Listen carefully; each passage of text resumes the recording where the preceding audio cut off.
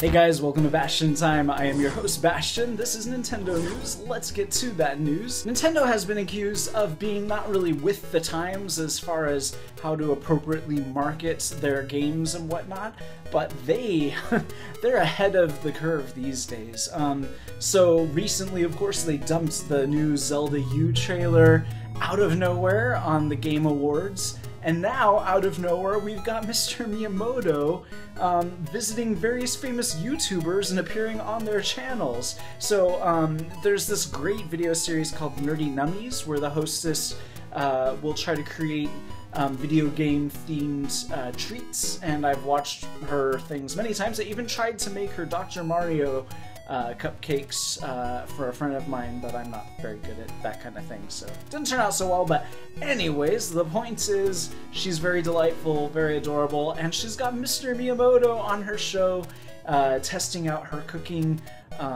It was a lot of fun to watch her interact with Mr. Miyamoto. And similarly, we've got iJustine having Mr. Miyamoto over for an interview, and I guess Smosh is going to have Mr. Miyamoto on their show on like January 5th or something. So Mr. Miyamoto is making the rounds to a bunch of famous YouTubers.